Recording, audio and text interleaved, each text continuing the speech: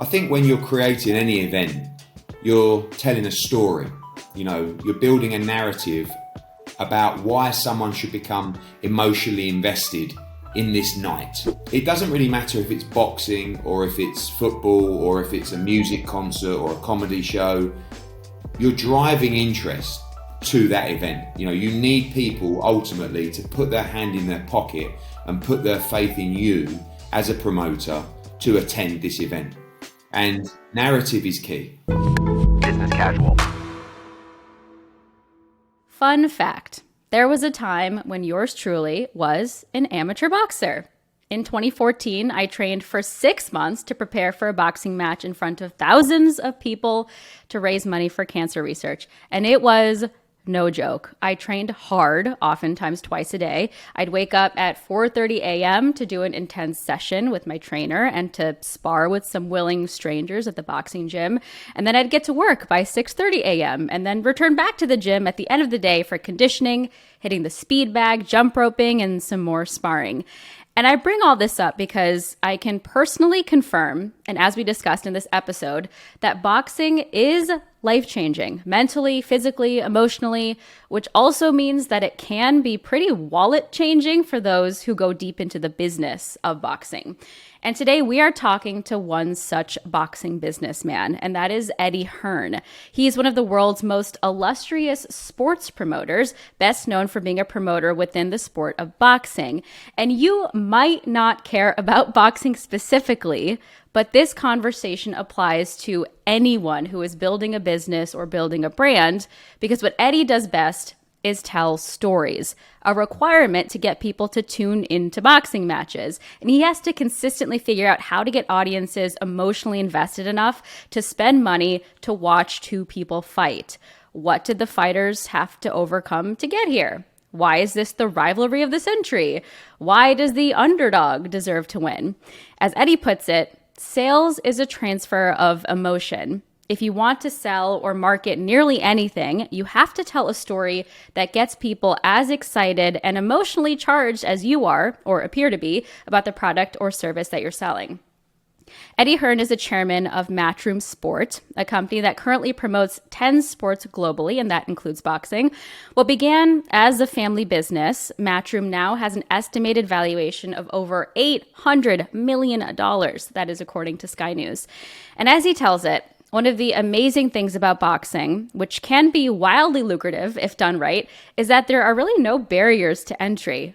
Almost anyone can become a fighter, and he thinks the lack of gatekeeping also applies to the business side. That is, as long as you can keep your budgets and your finances straight, something that he mentioned to me is lacking for some less successful folks in the industry. We'll get to all of that and how Eddie feels about being memeified on Twitter and TikTok after the break. Financial education should be like oxygen, accessible to everyone.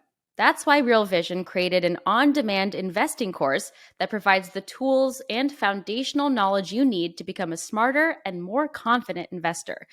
By the end of this comprehensive 10-hour course, you'll understand how the world's best investors think and execute trades.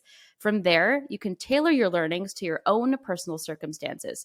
Business Casual listeners get a 15% discount off Real Vision's investing course, plus full access to their Plus membership tier with promo code BREW. Learn more at realvision.com/businesscasual. That's realvision.com/businesscasual. All right, here we are. Eddie, hello and welcome to Business Casual. Thank you very much. Thank you for having me. So this is obviously a business podcast, not a boxing podcast. So we're going to have to do a bit of a primer for the boxing industry, and I'm really excited to get into it. I'm clearly not a boxer, but Eddie, I did fight in a charity boxing match a few years ago. Done. I trained for 6 months. It was the best shape I've ever been in my life. I raised money for cancer research, got whacked in the face many times. So I understand how much it can change your life, even if you do it for a few months. So I love it. Good. You must have got the boxing bug, as everybody does Yeah. who takes part. You become kind of obsessed because it's this mental challenge. There's a lot of rhythm to it. I loved it so much. I recommend everyone try it out at least once. Okay, Eddie, before we get into the bulk of the conversation, I'd love to start with an icebreaker. And this is for a segment called OG Occupations. So Eddie, what was your very first job that you've ever held, your first occupation? Okay, so my first job was selling double glazing windows. What is a double glazing window? Right. So double glazing windows is basically the thick windows. So it's when life turned from those thin, shaky windows in houses to the solid stuff, to the wood, the aluminium, the UV PVC, and it was telesales. So, I come from a sort of family of salesmen, if you like, and this was basically my job was to convince people in their homes. You'd phone their landline back then, obviously away from mobile phones. They would pick up the phone at home in the middle of a TV show or in the middle of dinner, and they would hear me trying to convince them to get one of our sales reps to drive around there that week and give them a quote for their windows at home. It is without doubt the hardest form of selling, telesales. I mean, you have to have the thickest skin, where people will tell you all kinds of unpleasantries in their response to get you off the phone. But I was 15 at the time, and it was good. It was, if you can sell on the phone, it's a really, really tough skill to master, and doing it in person is a lot easier. What was your secret? What made you good at it? Chat. I mean, it was amazing. It was like they had this place. If you go to you think of Wolf of Wall Street, but it was like that, but for selling windows, right? So you were the Jordan Belfort of selling windows. It was, yeah. It was like you go into this back room, and everyone. You imagine being 15. I used to go after school, so I'd do the 6 till 8 p.m. slot, right? Because they thought that's when we catch people at home. But why though? Because everyone's having dinner. Everyone's annoyed by that. People are back home from work and stuff like that. So and it was like they'd give you a phone book, so it's a directory of all the names in the area with all their numbers, and then you'd walk in and they'd go, Eddie, right, tonight you're on M, and I just open the book to M and go for every M. But on the blackboard, on the whiteboard, so on the wall, there would just be answers to objections. So it might be objection number 1. I don't own this house, I just rent it. So you might say, well, can I ask you what the name of the landlord is, or how long you're going to be there, or all the way down to, I'm sorry, my partner just passed away. It was like, I'm really sorry to hear that, and our thoughts at Weatherseal Windows are with you. But what's the situation with your windows? It was like it was a real, and everyone was just sitting there, like you can imagine the kind of people that were doing that full time for a living. People were just smoking cigarettes, like they'd have big packets of crisps and chips, and it was an unpleasant place, but I enjoyed it. I'd like to have another go. I'd like to try it again. It's not too late to do it again, and I'm sure those skills have helped you tremendously in your career now. So I want to talk about what it means and what it takes to be a boxing promoter. A profile in GQ described you as, quote, the mastermind behind some of the biggest boxing matches in the world. What does that mean? What does a boxing promoter actually do? I think, obviously, our business is, works across 10 different sports. I'm most well known for boxing. That's my passion. I think when you're creating any event, you're telling a story. You're building a narrative about why someone should become emotionally invested in this night. Okay, and that investment comes from a very early moment, from when you announce the event, might be 8-10 weeks out, to telling the story throughout the build-up of the fighters, of the fight, why this fight is important, why you should be emotionally invested in this fighter or that fighter, creating interest in hype. You're selling tickets, you're building up to that moment. And it doesn't really matter if it's boxing or if it's football or if it's a music concert or a comedy show. You're driving interest to that event. You need people ultimately to put their hand in their pocket and put their faith in you as a promoter to attend this event. And narrative is key. That is the key to this event, and obviously building the profile. And when you have high profile people involved, next week we've got Canelo Alvarez fighting Gennady Golovkin at Las Vegas in T-Mobile. You get nights like that. Again, you still create the narrative, but the narrative's there. It's two legends of the sport. 2 weeks ago we were doing Anthony Joshua against Alexander Usyk in Saudi Arabia, the heavyweight world championship. But we do 40 shows a year. Some require much harder work and harder sells than other, but all create narrative in terms of creating the hype and interest around the event. Yeah, and I think that's applicable to really anyone who's building a company, building a brand, building a business. There's so much more storytelling required now because of social media and because of the discernment of consumers and choosing brands because of who's in charge or because of the founders. So when you're coming up with the narrative for a particular fight, what is the process? Say it's not two legends. Say the story does not write itself. How do you extract the best story to really sell that fight? Well, firstly, there's always a story.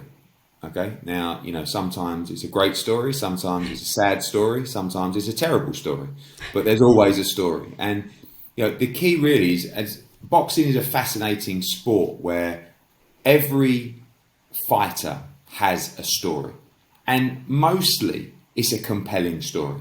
They all come from less humble beginnings or more humble beginnings. Sorry, they come from tough areas. They have stories of struggle. They have moments of despair. They have dreams that have been shattered along the way. And, everybody in life, regardless of their background, has a story to tell. And for me, this almost goes back to the double glazing. This is selling. Okay, so it doesn't matter whether I'm selling TV rights, I'm selling sponsorship, or I'm selling you the story. I'm still selling. I'm still selling, and sales, has been rightly described as a transfer of emotion.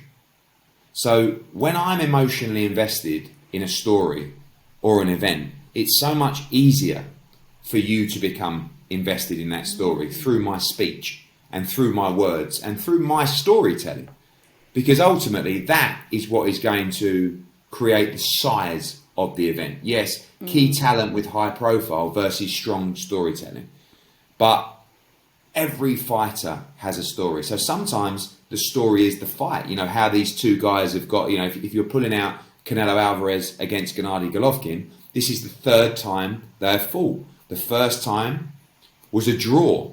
It was quite controversial. The second time, Canelo Alvarez got the victory. It was still a very close fight.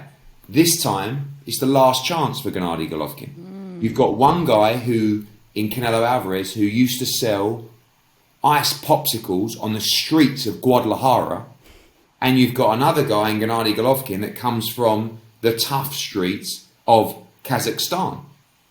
Two very different characters, but two incredible individuals. And content now is the key to the storytelling. It's okay for me to stand before the media and our live streams before press conferences telling you the story and why you should buy a ticket for this event. But ultimately, the content that is created around the storytelling is key. We need to create content that shows you the struggle and the journey of Canelo Alvarez from the streets of Guadalajara. This young guy who has ginger hair, red hair, is completely unique from where he came from. They call him Canelo, which means cinnamon. And that's what he was called as a kid. He was a skinny kid with ginger red hair. Growing up on the streets of Guadalajara, he became one of the greatest fighters of our generation and became a hero in Mexico and the undisputed champion. And so telling a story of the rivalry is something, but to engage the emotions of a fan into the journey on their career is about making them understand the struggles that they've been through and the greatness that they've achieved. So, for me, telling that story, of course, is through speech, through me, but mostly these days, the ability to create shoulder programming, content across social media, that is how you're going to get the fan engaged in the career of that fighter, but also the event itself. I want to repeat something you said. You said sales equals a transfer of emotion. Sales is a transfer of emotion. I don't think I've really heard it phrased like that before. So it's clear that you're very good at storytelling yourself. I'm invested in these fighters now after hearing you talk about them. But to your point about creating content on social media and creating marketing materials, how do you translate that passion into digital materials when it's not necessarily just your voice that is telling the story? Well, it's quality of production. It's quality of editing.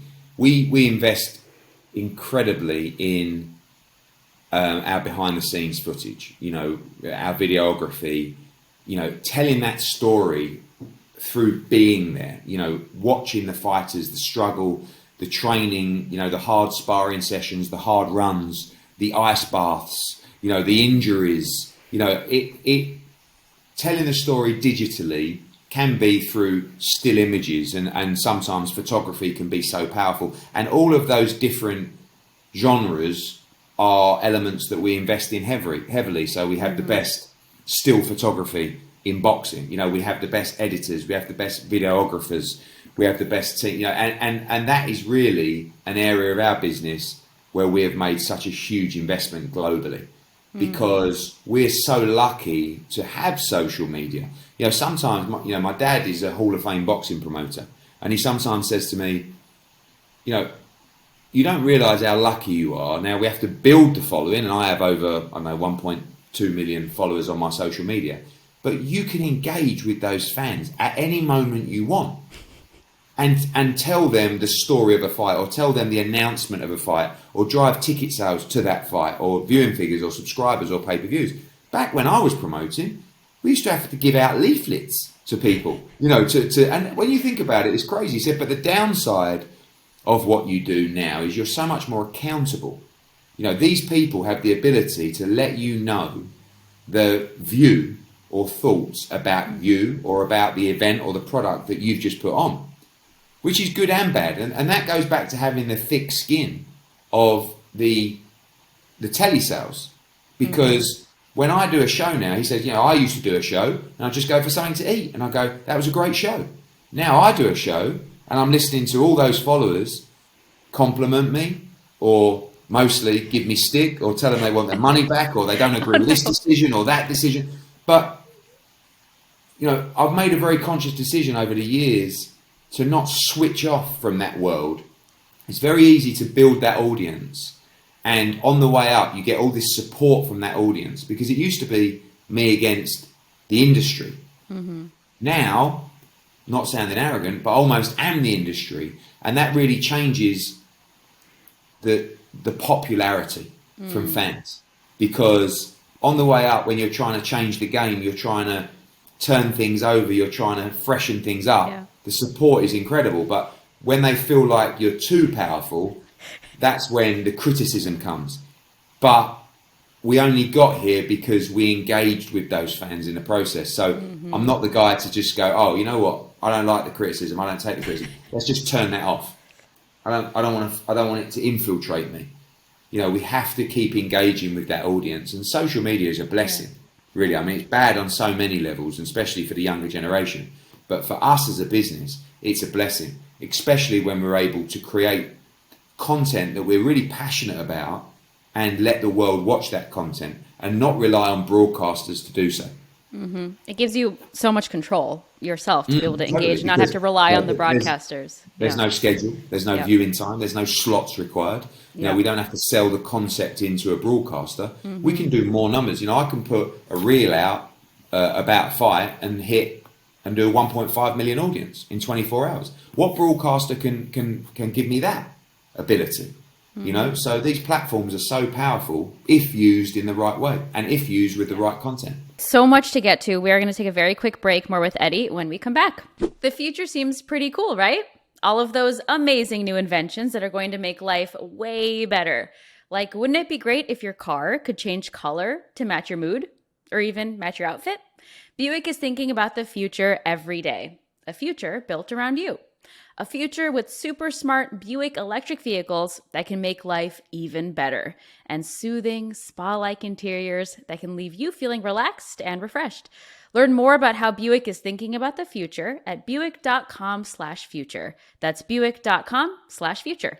So Eddie, let's get back to the basics a little bit for how the industry of boxing even makes money. So talk to me about where the revenue is coming from. Obviously, there's ticket sales, people are tuning in, there's merch. Just what does holistically the revenue streams look like in boxing? The bulk of that revenue will come from the broadcaster. So depending on who your broadcaster is, your domestic TV sales being the sales from the country that you're staging the show in, your international TV syndication as well in terms of your global rights sales, sponsorship for the event and the commercial revenue around it, ticket sales, merchandise, now moving into the world of NFTs and other smaller outlets as well. But that's really the key sales. TV sales and ticket sales are going to make up probably between 60 and 80% of your revenue streams for a boxing event. So your broadcaster is key in so many different ways, key to driving the audience and the size of the audience, key to also helping you drive the promotion of the event, and ticket sales as well, so important and such an integral part, especially when you're talking about the likes of Canelo Alvarez against Triple G. It's at the T-Mobile, can carry a gate of $25-26 million just on the gate, for 18,000 people. So, there's a lot of work that goes into the science side of that planning in terms of driving a gate. The pricing, of course, dynamic pricing, set pricing, hospitality, but they're the key revenue factors. Interesting the comment you made about, making money in the boxing industry, because one of the amazing things about boxing is there are no barriers to entry. And that actually is why it's such a working class, blue collar sport, because anyone can become a fighter ultimately, but also that applies in the business sense, which is incredibly frustrating at the same time, because I spend a lot of time negotiating with representatives of fighters that have just popped up. Might be someone, a friend of a fighter that used to run a car dealership, is now advising this fighter on how his career should be handled. So boxing does have that Wild West element to it as well, but at the same time, it's so, glamorous and so attractive to be a part of, that you also get people with a lot of money that want to roll the dice in boxing. So when you're trying to do something right and pay the right money for fights, the right commercial value for fights, yet people are coming in without trying to make money or without trying to run the business correctly, it's very challenging to overcome them in the short term. I don't want you to give away your secrets, but if you were a new entrant, you wanted to get into the boxing industry, well, first of all, what are the different ways besides being a fighter that you can get involved? And B, how would you approach it to make sure you do have a plan, you are consistent, and you're not just going to fizzle out after dabbling for a little bit? Well, in terms of the industry, there's so many different things you can do in boxing. You can become a promoter, you can become a manager, you can be an advisor, you could be a trainer, you could be, a strength and conditioning coach, you could be a commentator, you could work. There's so many different ways to enter the boxing world. In terms of advice to new people wanting to start the business, the same as any business: budgeting, financial planning. The problem is with most people is everybody has big dreams, everybody has long-term goals, but no one's prepared to overcome the short-term goals. So how many times have you heard someone say, yeah, I'm going to do this and I'm going to start this, and next 3 months later they couldn't do it because they're just looking up here. They didn't look at the day-to-day problems that exist to reach the medium and long-term goals. So in boxing, too many people are just thinking about how do I do Canelo against Triple G? When I came into boxing 12 years ago, I wasn't doing the World Heavyweight Championship. I wasn't doing Canelo Triple G. I was doing 1,000 people at the local sports hall. But you learn the modelling, you learn the business, but nothing changes in the terms of how we plan an event. The first thing I will ever do is put a budget together with our team. Show me how this show looks. Because, and again, going back to the Wild West of the industry, I think probably 10% of the industry does that. How bizarre is that? That's the first thing in any business you should do. Anybody should say, whether it's a business owner, whether it's an investor, show me the plan. Yeah. Show me the numbers. And that's the key, is you have to be aggressive, but you have to be conservative in your planning. Because you can talk yourself into any numbers. So your budgeting and planning becomes a lot easier when you understand the number and understand the industry. I love this. You're my kind of guy, a numbers guy. Well, it's really helped you in striking deals. For example, in 2018, Matchroom entered into this $1 billion broadcast deal with DAZN, the streaming service. So that deal was to broadcast matches in the US. How did that come to be? And can you just contextualize how big of a deal a $1 billion broadcast deal is? It was an 8-year deal, $1 billion, which was by far the biggest deal in the sport's history. And as a UK promoter, we've always had a global vision. You know, I look at brands like UFC and WWE, and they kind of set the mold of where we want to be. And I looked at those brands a while ago, and I looked at the figureheads for those brands at the time, Dana White and Vince McMahon, and felt like I had to create my own brand and my own image within boxing, because you can't just rely on the talent to sell the brand and sell the shows and the product. So we worked really hard to build my brand and my profile, my social media numbers, so that I could be the voice for boxing here in the UK. But my vision was always global, and to become a global brand and to take control of the global boxing industry, you have to dominate America, or you have to be extremely powerful in America. So for a long time, we were doing smaller shows with HBO and Showtime, but we needed a long-term TV partner. You know, we go back to that conversation about the budget and the income and the revenue stream. TV rights is key, and you cannot create significant moments, significant events without a powerful broadcast partner. Yep. So DAZN, a streaming platform that have become very aggressive globally, with a number of key rights for major sports around the world, wanted to enter the US market, and they wanted to do it via boxing. Luckily for us, they believed that we were the right partner for them to invigorate the sport in the US, to be aggressive, to be fresh. Obviously, they're a streaming platform. They needed a younger business that was dynamic, and you know, we won that deal in America, and it was huge for us, because since then we've also done a deal with DAZN in the UK. We also now distribute major events in Mexico, Italy, Spain, Australia, the Middle East as well, and it's really helped our global vision. You know, DAZN is a global platform now for boxing, and it enables us to have one hat on, because sometimes when you're promoting a show, you could have 40 or 50 broadcast partners. You know, some could be paying $10 million, some could be paying $1,000. But with DAZN, we can go with one hat and a global product where you can watch the sport. Wherever you are in the world, you can stream it live on DAZN. And, you know, it's going to become more and more powerful, but certainly, you know, the most successful element of that deal was the US deal, which took us to really the forefront of the global industry by becoming a dominant player in the US market. Eddie, I want to go back to some of the branding aspect of both you and the sport of boxing. You have become a celebrity yourself, unintentionally or not. You were mentioning you have, you know, lots of followers.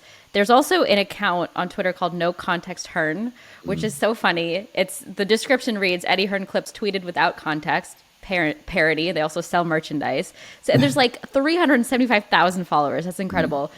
What do you think about these kinds of meme accounts and how you've been memeified in some ways? Does this help the business? Does it hurt the business? Does it tickle you? You know, it really has. I mean, I think another key to life is never take yourself too seriously. You know, you have to have the ability to smile and laugh, and sometimes at yourself. So I live in a world where a lot of my life is documented, because if I'm at press conferences or weigh-ins or fights, I'm doing 20 or 30 interviews a day.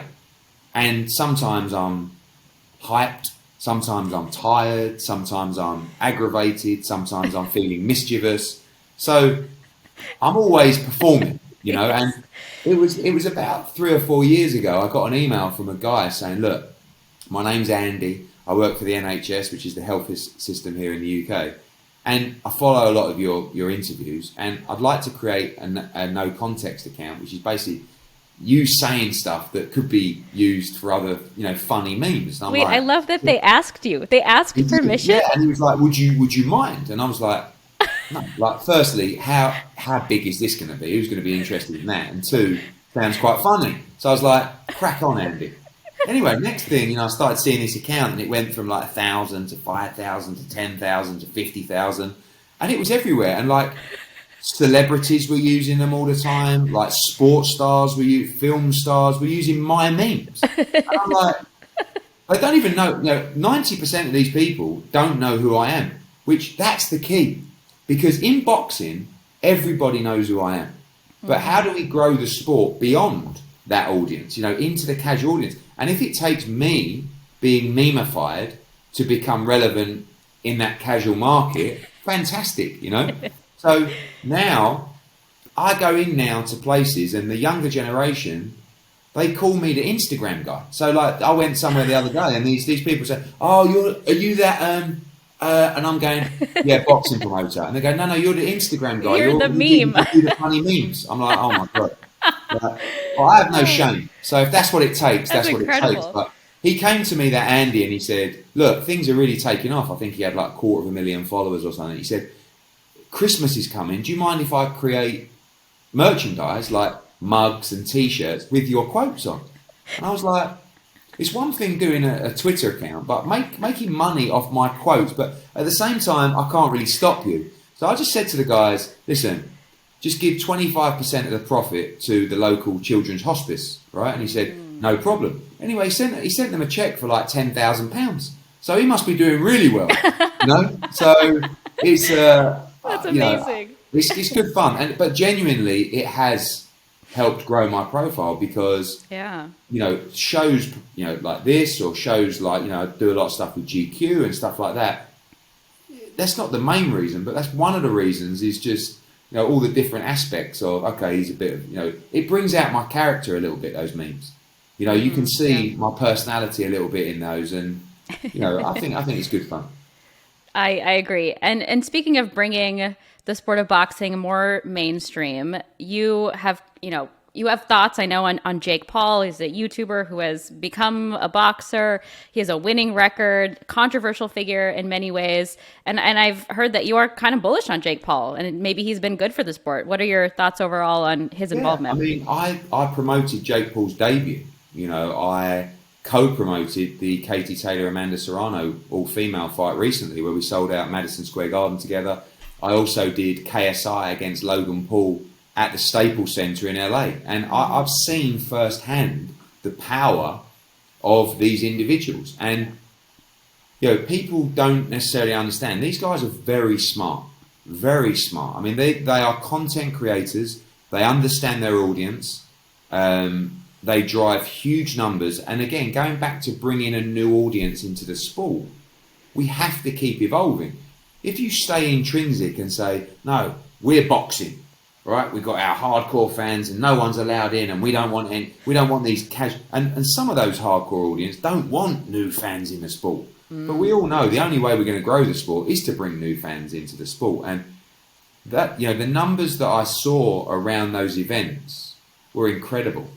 It's difficult because I am that boxing world. I'm the hardcore fight fan, and it's hard to watch because it's just, some of it's really bad, but it's light entertainment. And I keep saying to fight fans, it's not boxing. Jake Paul's a little bit different. He's actually taking things seriously. He's fighting some combat guys, but the YouTube stuff, it's not boxing. It's just entertainment. Mm-hmm. But if we can bring that audience into boxing, educate them while they're there, and make them fall in love in the process, then it will all be worthwhile. Just like you said earlier about, I had a white collar fight. I started boxing 6 months. You touched boxing, you understood it, you fell in love, and you became a fan. And that's all it takes, really. I really believe that it's the greatest sport in the world. And once you enter it, once you watch it, once you feel it, you're in. Mm-hmm. So if that's what it takes to get those people into boxing, or to experience or to potentially feel it, then I'm all for it. I really am. I mean, the guys, Jake Paul believes he's going to be a world champion and that he's going to beat Canelo Alvarez. And I have arguments with him all the time. I say, Jake, you're mad. You're mad. You can't. He really didn't like it. We did a big interview, and I said, you're an average fighter. He's like, oh, I'm not average. I said, that's a compliment. That's a compliment. You don't, at 26 or 27 years old, you don't just become a world champion. Right. These kids have been fighting since they were 5. You know, it's like, Yeah. no, I'm different. It's like, Wow. oh man. So like, but Wow. very bright guy, good for the sport, you know, and if we can bring those new eyeballs, Yeah. no problem for me. For sure.